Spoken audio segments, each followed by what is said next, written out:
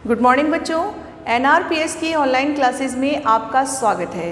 प्यारे बच्चों, हम कक्षा 10th की ऑनलाइन क्लासेस शुरू कर चुके हैं, जिसमें हम अब तक कुल 4 चैप्टर पूरे कर चुके हैं, जिनमें सभी प्रश्नोत्तर उनके पूरे हो गए।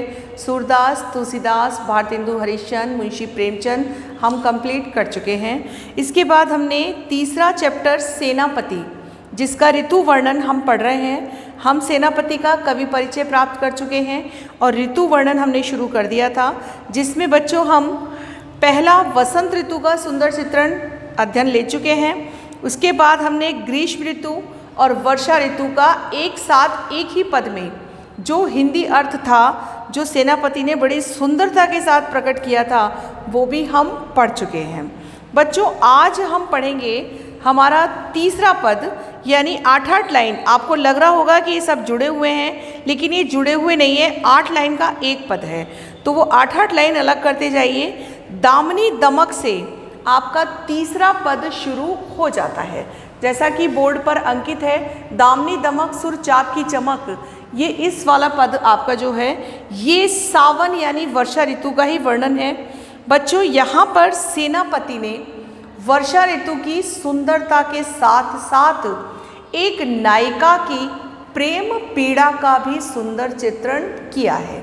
बच्चों, हम भारत में रहते हैं और आपको ये बात पता होगी कि भारतवर्ष में जब स्त्रियों के विवाह के बाद पहला सावन आता है तो स्त्रियां अपने मायके चली जाती हैं, अर्थात उन्हें 1 महीने तक अपने पीहर में रहना होता है। बच्चों, ये बात पहले अवश्य ही होती थी, आज केवल एक रीति रिवाज बनकर रह गया है, क्योंकि 1 महीने आजकल कोई भी स्त्रियां अपने पीहर में नहीं रह पाती हैं। कोई विरले ही गांव की स्त्रियां हो जिनको कोई छोड़ दे तो वो पीहर रहती हैं। तो यहाँ भी उसी स्त्री की, एक नायिका की प्रेम पीड़ा का वर्णन हुआ है, जिसकी नई नई शादी हुई है और वो सावन में अपने पीहर आई हुई है। अब वो है पीहर में और उसका स्वामी यानी उसका पति जो है वो उसके पास नहीं है। इस वर्षा ऋतु की सुंदरता में उसे अपने स्वामी यानी अपने प्रियतम की याद आती है और वो किस तरह से अपने स्वामी पर दोषारोपण करती है कि उन्होंने आने को कहा लेकिन आए नहीं। उसी का सुंदर चित्रण यहाँ किया गया है। तो बच्चों, ये मैंने जो आपको बताया एक तरह से ये प्रसंग ही है। अब आप एक बार ध्यान दीजिए कि आप जब लिखेंगे व्याख्या तो उसमें सबसे पहले संदर्भ आता है। तो संदर्भ है प्रस्तुत पद्यांश हमारी पाठ्य पुस्तक क्षितिज के पद्य भाग से लिया गया है, जिसके रचयिता रीतिकालीन कवि सेनापति है। सेनापति ने, अब आता है प्रसंग। तो सेनापति ने प्रस्तुत पद में वर्षा ऋतु की सुंदरता का चित्रण किया है, साथ ही साथ एक नायिका जो सावन में अपने पीहर आई हुई है, अपने प्रियतम को याद करती है, उसकी प्रेम पीड़ा का भी सुंदर चित्रण यहाँ किया गया है। तो यहाँ आपको ये प्रसंग में लिखना है, उसके बाद हमारी व्याख्या चालू हो जाती है। तो बच्चों, शुरू करते हैं हम हमारा पद। तो इसमें जो जरूरी शब्द हैं हम उन जरूरी शब्दों को लिख लेते हैं। तो दामिनी का मतलब होता है बच्चों बिजली।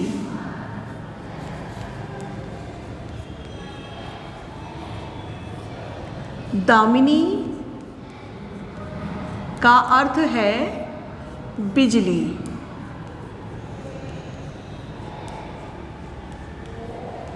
दामिनी यानी बिजली, दमक यानी चमक रही है। दमक यानी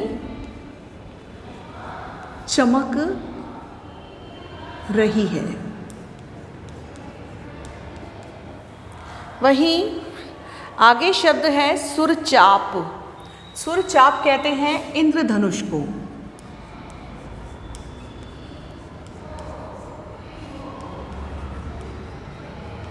इंद्रधनुष, बच्चों आपको पता है कि वर्षा ऋतु में इंद्रधनुष तभी दिखाई देता है जब धूप और वर्षा एक साथ हो, तब 7 रंगों का इंद्रधनुष आकाश में दिखाई देता है। तो सुरचाप का मतलब इंद्रधनुष ही है। श्याम यानी काली,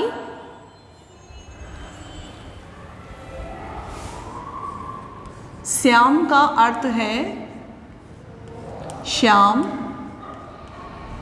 और श्याम का मतलब है काले। घनघोर यानी भयंकर, घनघोर यानी भयंकर। फिर कोकिला का मतलब है कोयल,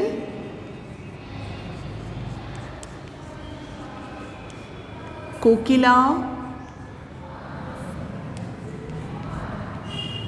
यानी कोयल, और कलापी यानी मोर, कलापी यानी मोर। आगे शब्द है कल कूजत है का मतलब है कूक रहे हैं या बोल रहे हैं। कल कूजत, तो कल कूजत का मतलब होता है बच्चों कूकना।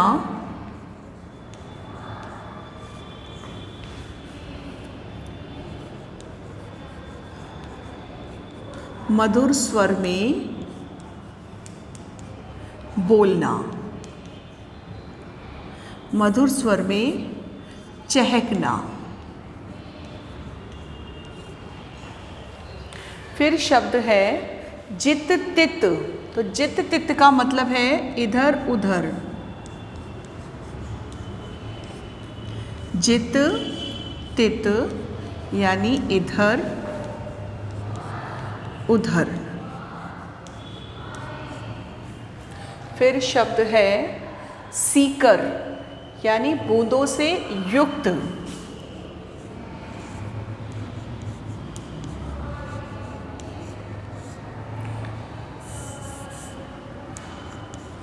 सीकर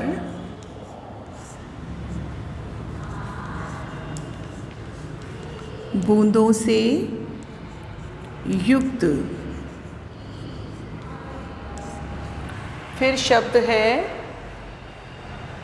समीर, तो समीर का मतलब है हवा,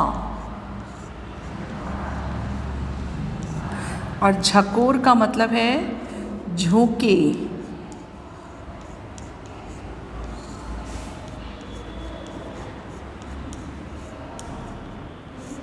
झोंके, हवा के जो झोंके होते हैं बच्चों उसके लिए प्रयुक्त हुआ है। फिर है जुर का मतलब है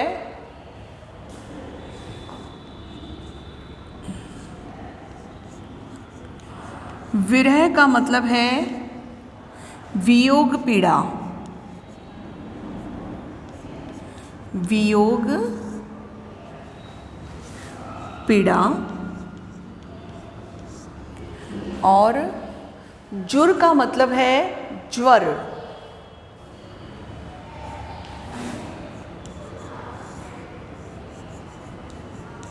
जुर का मतलब है ज्वर यानी बुखार।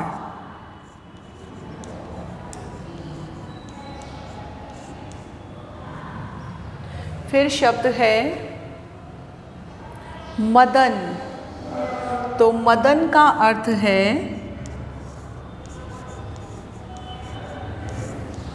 कामदेव। मदन का अर्थ है कामदेव यानी प्रेम के देवता, प्रेम के देवता।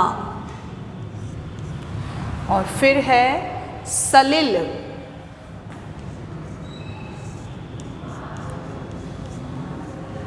तो सलिल का अर्थ है बच्चों जल,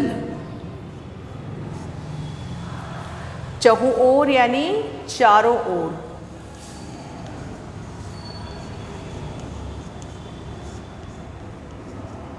चहुं ओर यानी चारों ओर। तो बच्चों हमने सभी शब्दार्थ लिख लिए हैं। दामनी यानी बिजली, दमक यानी चमक रही है, सुरचाप यानी इंद्रधनुष, श्याम यानी काली, घनघोर यानी भयंकर, कोकिला यानी कोयल, कलापी यानी मोर, कल कूजत है यानी कूकना, मधुर स्वर में चहकना, जित तत इधर उधर, सीकर यानी बूंदों से युक्त, समीर यानी हवा, झकोर यानी झोंके, विरह यानी वियोग पीड़ा, जुर यानी ज्वर, मदन यानी कामदेव, सलिल यानी जल और चहु ओर यानी चारों ओर। अब बच्चों हम शुरू करते हैं हमारा व्याख्या। तो जो हम पढ़ रहे हैं इसका प्रसंग और संदर्भ आपको बता दिया गया है। अब हम शुरू करते हैं बच्चों हमारी व्याख्या। आपके लिए बोर्ड पर अंकित है और बोर्ड पर लिखा हुआ है, तो आप देखते जाइए कि एक नायिका की प्रेम पीड़ा विरह वेदना का सुंदर चित्रण यहाँ किया गया है। एक नायिका जो है वो अपनी सखी से, किससे कह रही है? अपनी सहेली से कह रही है कि प्रेम पीड़ा से वो बहुत व्याकुल हो गई है, जो बेचारी अपने पीहर में है और उसके पति ने कहा था कि वर्षा ऋतु में वो उससे मिलने आएगा, सावन में वो उससे आकर मिलेगा, लेकिन वो सावन में उससे मिलने नहीं आया और कामदेव जो हैं उसे प्रेम से पीड़ित कर रहे हैं। अर्थात उसे अपने पति की याद आ रही है और वो अपने पति को याद करते करते विरह रूपी ज्वर से पीड़ित हो गई है। दामनी दमक सुर चाप की चमक, श्याम घटा की झमक अति घोर घन घोर तई।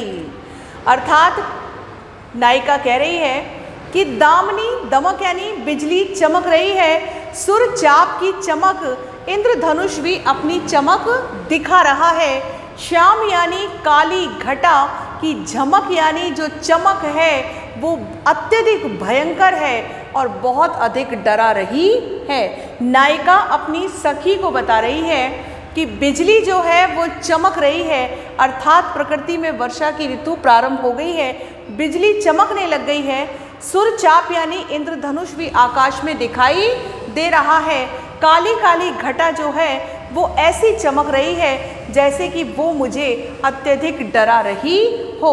अर्थात ये काली घटा मुझे डरा रही है, भयभीत कर रही है। आकाश में ये बिजली चमकती है, कभी इंद्रधनुष दिखाई देता है, कभी सूर्यदेव होते हैं तो भी इंद्रधनुष दिखाई देता है। हम अच्छे से जानते हैं कि इंद्रधनुष सूर्यदेव और वर्षा दोनों के संयोग से ही प्रकट होता है। जब धूप दिखती है और वर्षा होती है तभी इंद्रधनुष भी दिखाई देता है। तो यहाँ नायिका जो है वो अपनी सखी से कह रही है कि हे सखी देख, बिजली चमक रही है, इंद्रधनुष भी दिखाई दे रहा है, ये काली काली घटा जो है आकाश में चमकते हुए मुझे अत्यधिक भयभीत कर रही है। कोकिला कलापी कल कूजत है जित तित, अर्थात कोयल और कलापी, कलापी यानी मोर, शब्दार्थ में लिखा हुआ है बच्चों कि कोयल और मोर कल कूजत है अर्थात चहक रहे हैं, जित तित यानी इधर उधर। कोयल और मोर इधर उधर कूक रहे हैं, बोल रहे हैं। सीकरते शीतल समीर की झकोरते, और बूंदों से युक्त, सीकर यानी बूंदों से युक्त, जो शीतल यानी ठंडे ठंडे हवा के झोंके हैं। बच्चों आपने ऐसी बारिश देखी होगी कि हवा भी चलती रहती है और साथ साथ वर्षा भी होती रहती है। जो हवा के साथ में वर्षा होती है और वर्षा केवल एक फुहार के रूप में, जो हम बाथरूम में हमारे फव्वारा फाउंटेन लगा होता है जिसको आप शावर कहते हैं, जैसे उसकी हवा के साथ यदि ठंडी हवा जोड़ दी जाए तो वैसे ही बूंदों के साथ जो वर्षा हो रही है उस ठंडी हवा के झोंके जो हैं वो अत्यधिक सुंदर लग रहे हैं। बूंदों से युक्त हवा के झोंके अत्यधिक सुंदर लग रहे हैं, अर्थात बूंदों के साथ हवा के झोंके भी मिल गए हैं। सेनापति आवन कहो है मन भावन सु। अब नायिका जो है अपनी सखी से कह रही है कि देख सखी, मुझे मेरे मन भावन ने आने को कहा था, अर्थात मेरे पतिदेव ने कहा था कि वो मुझसे मिलने आएंगे। अब सेनापति का नाम क्यों लिया गया है? सेनापति यहाँ पर कवि के रूप में दर्शाए हैं, तो वो नाम उनका आएगा ही आएगा।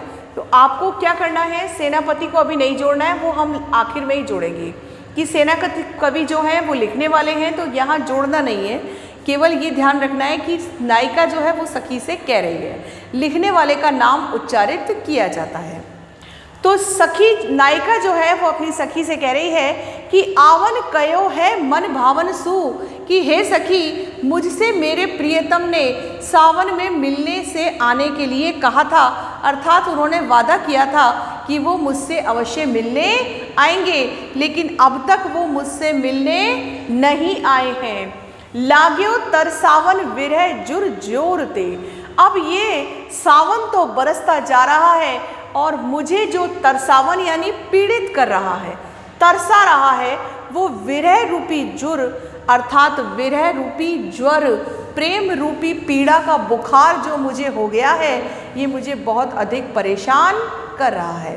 प्रेम रूपी पीड़ा का ज्वर मुझे अत्यधिक परेशान कर रहा है, मैं बहुत परेशान हो गई। ये प्रेम की पीड़ा शांत ही नहीं होती। स्वामी ने आने को कहा था लेकिन अब तक मिलने नहीं आए हैं। लाग्यो तरसावन विरह जुर, ये जो विरह रूपी ज्वर है अर्थात प्रेम रूपी पीड़ा का जो बुखार है वो मुझे जोर से अर्थात बहुत अधिक परेशान कर रहा है और ये सावन मुझे तरसा रहा है। आयो सखी सावन मदन सर सावन, हे सखी ये सावन ऐसा बरसा है कि कामदेव जो प्रेम के देवता हैं वो मुझे बहुत अधिक तरसा रहे हैं, अर्थात कामदेव जो हैं इस सावन में जैसे आग लगा रहे हैं, क्योंकि ऊपर से तो वर्षा बरस रही है लेकिन मेरे हृदय के अंदर जो प्रेम का ज्वर जल रहा है अर्थात जो प्रेम की अग्नि जल रही है उसे बुझाने वाले प्रियतम मेरे पास नहीं है। यद्यपि वर्षा बरस रही है लेकिन इसकी ठंडक मुझे हर प्रकार से पीड़ित कर रही है, वो मुझे ठंडक नहीं दे रही है, वो मुझे जला रही है, क्योंकि मेरे हृदय में प्रेम की पीड़ा जली हुई है और वहाँ विरह रूपी ज्वर है अर्थात वो शांत हो नहीं रही। लाग्यो है बरसावन सलिल चहु ओरते, अर्थात कामदेव जो है वो मुझे पीड़ित कर रहा है और चारों ओर से जो जल ही जल है वो बरसता जा रहा है, अर्थात नायिका जो है वो अपनी सखी को अपनी प्रेम की पीड़ा बताते हुए कह रही है कि हे सखी मैं बहुत दुखी हो गई, बड़ी परेशान हो गई। ये सावन ऐसा बरस रहा है कि बरसता चला जा रहा है और मेरे स्वामी ने अभी तक मुझे आने को कहा लेकिन अभी तक वापस नहीं आए, अर्थात मैं यहाँ रह रही हूँ और मुझसे मिलने वो मुझसे नहीं आ रहे हैं। ऐसे प्रेम की पीड़ा को मैं कैसे शांत करूँ? बच्चों, जो नायिका अपने प्रियतम से दूर हो जाती है उस नायिका को प्रेम अत्यधिक परेशान करता है और यहाँ तो उस नायिका का नया नया विवाह हुआ है। जब नई नई शादी होती है तो पहले ही सावन में हम पीहर जाते हैं, तो यहाँ नायिका ने अपनी उसी प्रेम पीड़ा का सुंदर चित्रण किया है। यद्यपि वियोग श्रृंगार है यहाँ पर और वियोग श्रृंगार में जो यहाँ प्रसाद गुण की प्रधानता है वही दर्शाई गई है कि नायिका किस तरह से अपने वियोग को प्रकट करती है कि ऊपर से तो जल बरस रहा है लेकिन मेरे भीतर जो विरह की आग जल रही है उसको बुझाने वाले मेरे प्रियतम अभी तक नहीं आए हैं। तो बच्चों एक बार दोबारा से इसका हिंदी अर्थ देखिए कि दामिनी दमक सुर चाप की चमक श्याम घटा की जमक अति घोर घन घोर तई, अर्थात बिजली चमक रही है। एक नायिका अपनी सखी से कह रही है कि बिजली चमक रही है, आकाश में इंद्रधनुष भी दिखाई दे रहा है। श्याम यानी काली काली घटा की जो चमक है वो अत्यधिक मुझे परेशान कर रही है, अर्थात मुझे डरा रही है। ये काली काली घटा मुझे डरा रही है। कोकिला और मोर इधर उधर चहक रहे हैं, अर्थात वर्षा की सुंदरता का चित्रण कर रहे हैं। कोयल और मोर इधर उधर चहक कर वर्षा की सुंदरता का चित्रण कर रहे हैं। सीकर यानी ठंडी बूंदों से युक्त हवा के झोंके सभी जगह आनंदित कर रहे हैं लेकिन मुझे तो पीड़ित कर रहे हैं। बूंदों से युक्त हवा के झोंके सभी जगह दिखाई दे रहे हैं, अर्थात बूंदें जो गिर रही हैं वो हवा से युक्त होने के कारण अत्यधिक ठंडी हो गई हैं। तो ठंडी हवा से युक्त बूंदें अत्यधिक शीतल हैं। सेनापति कवि लिखते हैं नायिका अपनी सखी से कह रही है कि आवन कयो मन भावन सु, कि हे सखी मेरे प्रियतम ने मुझसे ये वादा किया था कि वो सावन में मुझसे मिलने आएंगे, लेकिन वो अब तक मुझसे मिलने नहीं आए हैं। लाग्यो तरसावन विरह जुर जोर ते, ये विरह रूपी ज्वर जो है मुझे बहुत अधिक पीड़ित कर रहा है और ये सावन जो है मुझे तरसा रहा है। लाग्यो तरसावन, मुझे ये सावन बहुत तरसा रहा है, अर्थात मैं मचल रही हूँ अपने प्रियतम से मिलने के लिए, और विरह रूपी पीड़ा जो है वो बुखार के रूप में मेरे अंदर जल रही है, मुझे जला रही है। आयो सखी सावन मदन सर सावन, कि हे सखी देखो सावन तो आ गया और कामदेव मुझे पीड़ित करने लगे। ये सावन ऊपर से बरस रहा है लेकिन प्रेम के देवता मुझे अंदर से जला रहे हैं। ये प्रेम मुझे पीड़ित कर रहा है, समझ नहीं आ रहा कि ये शीतलता मुझे अच्छी लगेगी भी नहीं, क्योंकि प्रेम का ज्वर जिसके हृदय में जल रहा होता है उसकी पीड़ा का अंदाज़ा केवल वो ही लगा पाता है। तो प्रेम की पीड़ा मुझे जला रही है, कामदेव मुझे जला रहे हैं। लग्यो है बरसावन सलिल चहु ओढ़ते, और इस प्रकार से ये सावन बरस रहा है कि चारों ओर सलिल यानी जल ही जल दिखाई दे रहा है। ये सावन इतना बरसा है कि चारों ओर जल ही जल दिखाई दे रहा है, लेकिन इस जल के बरसने पर भी मेरे हृदय में जो प्रेम की पीड़ा जल रही है, जो प्रेम की अग्नि जल रही है, उसको बुझाने वाला कोई नहीं है। अर्थात मेरे प्रियतम वादा करके भी मुझसे मिलने नहीं आए हैं। तो बच्चों, यहाँ आप जो इसकी व्याख्या करेंगे उस व्याख्या में ध्यान देंगे कि आपको क्या क्या करना है। जो आपको बताया गया है वैसे ही आपको इसकी व्याख्या करनी है। सबसे पहले आप संदर्भ लिखेंगे, उसके बाद आपका पॉइंट आएगा प्रसंग। संदर्भ में आपको बता दिया गया कि क्या लिखना है। प्रस्तुत पद्यांश हमारे पाठ्य पुस्तक क्षितिज के पद्य भाग से लिया गया है, जिसके रचयिता रीतिकालीन कवि सेनापति हैं। उसके बाद आता है प्रसंग। तो बच्चों, प्रसंग में आप क्या लिखेंगे? प्रसंग में आप लिखेंगे कि प्रस्तुत पद्यांश में एक नायिका की प्रेम वेदना या विरह वेदना का सुंदर चित्रण किया गया है, जो सावन में अपने पीहर आई है और उसके प्रियतम वादा करके मुकर गए हैं और उससे मिलने नहीं आए हैं। वो प्रेम की पीड़ा से व्याकुल है, ऊपर से सावन बरस रहा है और वो प्रेम की पीड़ा से जल रही है। तो प्रसंग में आप ये वर्णन करेंगे। फिर आएगी आपकी व्याख्या। तो व्याख्या हमने जो जैसे पढ़ी है वो पूरी की पूरी व्याख्या आपको एज इट इज़ लिखनी है। अब बात करते हैं बच्चों चौथे पॉइंट की। तो चौथे पॉइंट में ध्यान रखेंगे क्योंकि ये कुछ अलग हटके है, क्योंकि इसमें एक वियोग श्रृंगार की प्रधानता दर्शाई गई है। तो बच्चों, पहली बात तो वही है कि पद्य में ब्रज भाषा,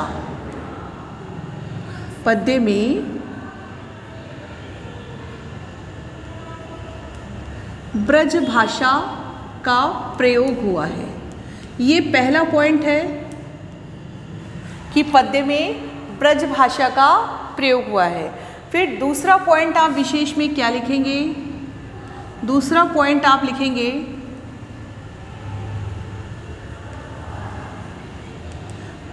पद्यांश में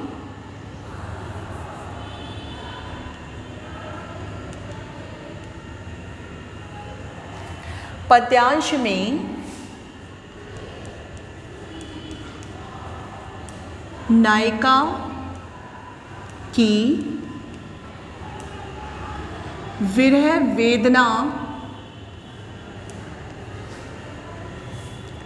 दर्शाई गई है।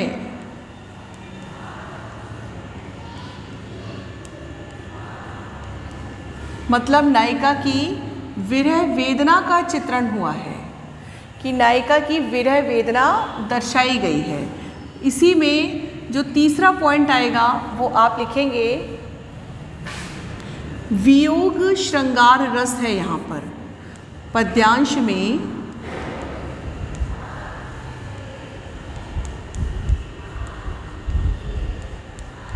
वियोग श्रृंगार रस का प्रयोग हुआ। वहीं चौथा पॉइंट है, अब इसमें वियोग श्रृंगार रस है तो आपका चौथा पॉइंट जो है इसमें श्लेष नहीं है बच्चों, तो इसमें आपको अनुप्रास उपमा रूपक अलंकारों का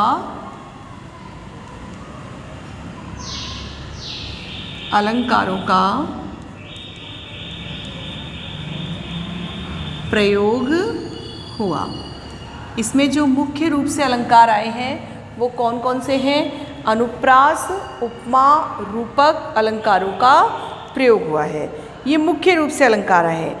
अब बच्चों आप ये कहेंगे कि मैडम अलंकार बता रही हैं लेकिन अलंकारों का परिचय नहीं दिया, क्योंकि बच्चों अलंकारों का अलग से लेक्चर आपको जब पढ़ाया जाएगा या जब भी कक्षाएं लगेंगी तब आपको पढ़ाए जाएंगे, क्योंकि अलंकार बहुत गहरी और गहनता से पढ़ने वाली चीज़ है, इसको संक्षिप्त रूप में बताना संभव नहीं है। अलंकार जो होते हैं ये पहचाने जाते हैं, इनकी पहचान होती है। जैसे एक बहुत छोटा अलंकार है जो आपको समझाया जा सकता है, जैसे पंक्ति देखिए, कोकिला कलापी कल कूजत है। इन सभी वर्णों में, सभी अक्षरों में, ये जितने भी आपके शब्द लिखे हैं ना, इन सब की शुरुआत कैसे हो रही है?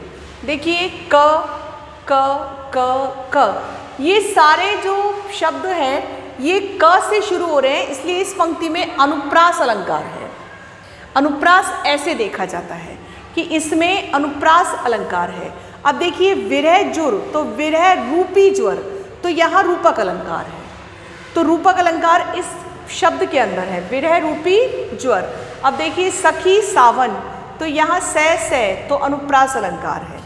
ऐसे बच्चों अनुप्रास ढूंढना आसान होता है, लेकिन ज़्यादा विस्तारित रूप में अभी बताना संभव नहीं है। जब भी आपकी रेगुलर कक्षाएं लगेंगी तब आपको अलंकार पढ़ाए जाएंगे, क्योंकि ये हर विशेष में आपको लिखने हैं।